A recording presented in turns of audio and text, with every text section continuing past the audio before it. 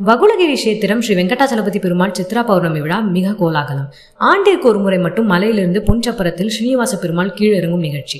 ஆயிரக்கணக்கான பக்தர்கள் தரிசனம். தூத்துக்குடி மாவட்டம் தாமிரபரணி நதிக்கரையில் கருங்குளம் என்ற ஊரில் குன்றில் மேல் அருள்மிகு ஸ்ரீ வெங்கடாச்சலபதி பெருமாள் திருக்கோயில் அமைந்துள்ளது. வகுளகிரி கஷேத்திரமான இங்கு சுவாமி இரு சந்தன கட்டையில் ஸ்ரீ வெங்கடாச்சலபதியாகவும் ஸ்ரீதேவி பூதேவி சமேத ஸ்ரீனிவாசராகவும் இரு நிலைகளில் அருள் பாலிக்கின்றனர். திருமலையில் தேர் செய்தது போக மீதம் இருந்த 2 கட்டைகள் இங்கு பிரதிஷ்டை செய்து சாப விமோச்சனம் பெற்றதாக வரலாறு.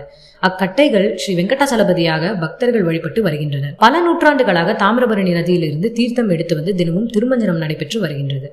இன்றளவும் பெருமாள் கட்டைகள் பின்னப்பட்டதில்லை. நெல்லை, தூத்துக்குடி, தென்காசி மாவட்டங்களில் பல குடும்பங்களுக்கு குலதெய்வமாய் அருள் பாலித்துக் கொண்டிருக்கிறார் சுவாமி வெங்கடாச்சலபதி. சிறப்பு வாய்ந்த கருங்குளம் ஸ்ரீ வெங்கடாச்சலபதி பெருமாள் திருக்கோயிலில் சித்ரா பௌர்ணமி விழா ஆண்டுதோறும் 10 தினங்கள் சிறப்பாக நடைபெற்று வருகின்றது.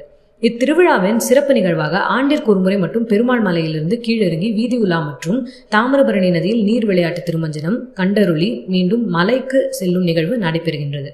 இதற்காக இன்று மாலை பக்தர்கள் தாமிரபரணி ஆற்றிலிருந்து பக்தர்கள் மற்றும் ஊர் மக்கள் மேளதாளங்கள் முழங்க சுவாமி அபிஷேகத்திற்கு தீர்த்தம் எடுத்து வந்தனர். திருமஞ்சன மண்டபத்தில் நவகலசங்கள் பிரதிஷ்டை செய்து பூஜைகள் நடைபெற்றது. தொடர்ந்து ஸ்ரீதேவி பூதேவி சமேத ஸ்ரீனிவாசருக்கு ஸ்னப்ன திருமஞ்சனம் நடைபெற்றது.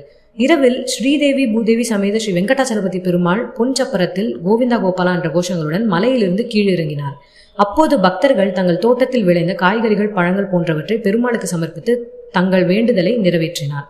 இந்நிகழ்ச்சியை ஆயிரக்கணக்கான பக்தர்கள் கண்டு தரிசனம் செய்தனர். நாளை காலை பச்சை சாந்தி அலங்காரத்தில் சுவாமிமலை ஏறும் நிகழ்ச்சி நடைபெறுகின்றது. விழா ஏற்பாடுகளை கோயில் நிர்வாகத்தினர் மற்றும் ஊர் பொதுமக்கள் செய்திருந்தனர்.